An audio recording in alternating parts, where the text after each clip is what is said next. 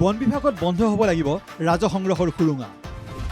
দুৰ্নীতিগ্ৰস্ত একাংশ বিষয়াৰ বাবে বিভাগে হেৰুৱাইছে চৰকাৰী ৰাজহ। সুৰুঙা বন্ধ কৰি ৰাজহ বৃদ্ধিত গুৰুত্ব দিয়াৰ নিৰ্দেশ মন্ত্ৰীৰ। ভাল স্থানলৈ বদলিৰ বাবে ধনৰ লেনদেন হ'লে হ'ব কঠোৰ শাস্তি। একেটা স্থানত ৩ বছৰতকৈ বেছি থকা বিষয়াক বদলিৰ বাবে সাজু হ'বলৈ নিৰ্দেশ। সোমবাৰে বন বিভাগৰ শীৰ্ষ আমোলা বিষয়াৰ পৰা তলৰ পৰ্যায়ৰ বিষয়াসকললৈকে সকলোকে এই কঠোৰ নিৰ্দেশ দিলে ৰাজ্যৰ বনমন্ত্ৰী জয়ন্ত মল্ল বৰুৱাই। বিভাগটোৰ নতুনকৈ দায়িত্ব লাভ কৰাৰ পিছতে সোমবাৰে প্ৰথমবাৰলৈ ষ্টাফ কলেজত বিভাগীয় এক পৰ্যালোচনা বৈঠকত মিলিত হয় বনমন্ত্ৰী জয়ন্ত মল্ল বৰুৱা। বৈঠকত শীৰ্ষ আমোলা বিষয়াসকলৰ লগতে ৰাজ্যখনৰ বিভিন্ন জিলাৰ DFO ৰেঞ্জাৰসকলৰ উপৰিও উপস্থিত থাকে ডিমা হাছাও, কাৰ্বি আংলং আৰু BTC স্বায়ত্ত পৰিষদৰ প্ৰতিনিধিও। ইপিনে পৰ্যালোচনা বৈঠকৰ আৰম্ভণিতে ৰাজহ সংগ্ৰহৰ ক্ষেত্ৰত অন্যতম গুৰুত্বপূৰ্ণ হিচাপে বিবেচিত হোৱা বন বিভাগৰ ৰাজহ সংগ্ৰহক লৈ ভীষণ অসন্তুষ্টি প্ৰকাশ কৰে বিভাগীয় মন্ত্ৰী জয়ন্ত মল্ল বৰুৱাই। বিভাগীয় বিষয়াসকলক উদ্দেশ্যি মন্ত্ৰী বৰুৱাৰ স্পষ্ট অভিযোগ, উপযুক্ত ৰাজহ সংগ্ৰহত সম্পূৰ্ণৰূপে বিফল হৈছে বন বিভাগ। মন্ত্ৰীজনে লগতে উল্লেখ কৰা অনুসৰি অসমত ৰূপায়ণ হৈ থকা বিভিন্ন চৰকাৰী আন্তঃগাঁথনি নিৰ্মাণ প্ৰকল্পসমূহৰ পৰাই 2% হ'লেও বন বিভাগে সংগ্ৰহ কৰিব লাগিছিল অতি কমেও বছৰি 2500 কোটি টকাৰ ৰাজহ। কিন্তু 2025-26 বৰ্ষটোত বন বিভাগৰ সংগ্ৰহ হৈছে মাথো 781 কোটি টকাৰ ৰাজহ। সুৰুঙা নাথাকিলে বন বিভাগৰ ৰাজহৰ পৰিমাণ 3 গুণ বৃদ্ধি হ'লহেঁতেন। যিমান ডেভেলপমেণ্ট কাম হৈছে সেই ডেভেলপমেণ্ট কামসমূহৰ যদি ফৰেষ্ট ৰয়েলটি অকল হিচাপ কৰোঁ, প্ৰাইভেট চেক্টৰ মই বাদ দিছোঁ, তেতিয়াও আজি যিটো ৰাজহ হৈ আছে এই ৰাজহৰ 3 গুণ ৰাজহ হ'ব লাগে মিনিমাম। যে আজি ৰাস্তা ঘাট হৈছে, সকলোতেতো ফৰেষ্ট মেটেৰিয়েল ইউজ হৈছে আৰু ফৰেষ্টৰ ৰয়েলটিটো তাত নাপাবলগীয়া কোনো কথা নাই।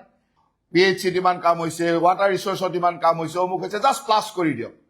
আৰু তাৰ যদি মিনিমাম 2% আপুনি ধৰে যে 2% আমি ফৰেষ্ট ৰয়েলটি পাব লাগে, তেতিয়াহ'লে আজি যি ৰয়েলটি পাই আছো এই ৰয়েলটিৰ মিনিমাম 3 গুণ হ'ব অকল গভৰ্ণমেণ্ট চেক্টৰ।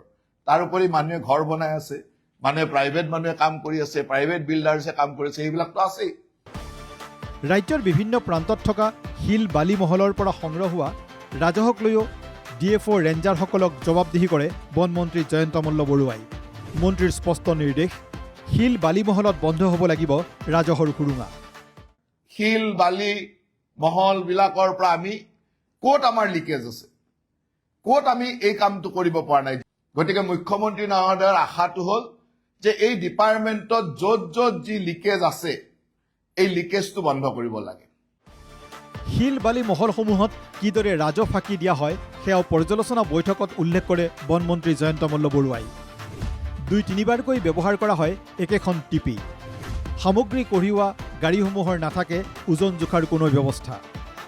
মহলত চলি থকা এইবোৰ কথা DFO অথবা ৰেঞ্জাৰসকলে ভালদৰে জানে বুলিও মন্তব্য কৰে মন্ত্ৰীজনে। কি কি কাৰণত আমি হেৰুৱাইছো ৰেঞ্জ অফিচাৰে জানে, DFO জানে। এতিয়া প্ৰত্যেকজন DFO ৰেঞ্জ অফিচাৰে আজি দিনজোৰাভাৱে আপোনালোকে মোক জনাব লাগিব যে মোৰ তাত এনেকুৱা এনেকুৱা ঘটনাৰ কাৰণে আমি হেৰুৱাইছো। এখন টিপে 2বাৰ ইউজ কৰে, এখন টিপে 3বাৰ ইউজ কৰে, হ'ব পাৰে কোনো ৱেটৰ হিচাপ নাই, তাৰ কোনো যেতিয়াই তেতিয়াই যিমান পাৰিছে মাল লৈ গৈছে, একে টিপিৰ পিছত একে ৰেভিনিউ পৰ্টেল মাল লৈ গৈ আছে। এনেকুৱা কি কি সুৰুঙা আছে, এই সুৰুঙাবিলাক DFO আৰু ৰেঞ্জাৰবিলাকে আজি মোক ক'ব লাগিব। বন বিভাগৰ ৰাজহ সংগ্ৰহৰ ক্ষেত্ৰত থকা আসোঁৱাহ দূৰ কৰিবলৈকে শিলৰ কুঁৱেৰী বালিমহলত চলা গাড়ীত GPS লগোৱাৰ পোষকতা মন্ত্ৰীৰ। তো তাত আমি গাড়ীবিলাকত কিবা GPS ছিষ্টেম যদি গ'লে কুঁৱেৰীত চলা মহলত চলা প্ৰতিখন গাড়ীতে স্পেচিফিক GPS আমাৰ লগোৱা থাকিবই লাগিব। যি GPS গাড়ীখন এনি টাইম ট্ৰেক কৰে, তাত গাড়ীত আজিকালি GPSৰ বিভিন্ন ইভিন ৱেট পৰ্যন্তলৈকে GPSৰ ক'ত কিমান সময় গাড়ী ৰখিছে, কি কৰিছে সেই পৰ্যন্ত GPSত ওলাব পাৰি। প্ৰত্যেক গাড়ীত GPSটো লাগি থাকিব পাৰে। GPSৰ পৰা আমি গোটেই ট্ৰেকিং ছিষ্টেমটো আমাৰ ফৰেষ্ট ডিপাৰ্টমেণ্টৰ আৰু ফাইনেন্স ডিপাৰ্টমেণ্টৰ হাতত থাকিব। অৱশ্যে ৰাজহ সংগ্ৰহ বৃদ্ধিৰ নামত ব্যৱসায়ীসকলক অযথা হাৰাশাস্তি নকৰিবলৈকো বিষয়া কৰ্মচাৰীক সতৰ্ক কৰি দিয়ে বনমন্ত্ৰী জয়ন্ত মল্ল বৰুৱাই। ব্যৱসায়ীক হাৰাশাস্তি কৰাৰ বিপৰীতে সুৰুঙা দূৰ কৰি ৰাজহ বৃদ্ধিত গুৰুত্ব দিবলৈহে নিৰ্দেশ দিয়ে মন্ত্ৰীজনে। আৰু আপোনালোকে টাৰ্গেট ফুলফিল কৰাৰ স্বাৰ্থত কিছুমান এনেকুৱা হাৰাছমেণ্টৰো কাম কৰে যে মই টাৰ্গেট ফুলফিল কৰিব লাগিব। মানুহক কয় যে ওপৰৰ পৰা অৰ্ডাৰ আহিছে, ওপৰৰ পৰা ৰেভিনিউ ইমান লাগিবই। আল্টিমেটলি মানুহে চৰকাৰখনক গালি পাৰে। যে ৰেভিনিউ লাগিবই, গতিকে দাণ্ডা মাৰি হ'লেও পইচা ল'ব লাগিব, মানুহক মানে প্ৰেছাৰ দি হ'লেও পইচা ল'ব লাগিব। মই সেইটোও আপোনালোকক কৰিব কোৱা নাই। মই কৈছো যে যিখিনি প্ৰাপ্য আমাৰ ৰয়েলটি আমি পাব লাগে সেই ৰয়েলটিটোৱে উঠাব লাগে, কাকো প্ৰেছাৰ দি নহয়।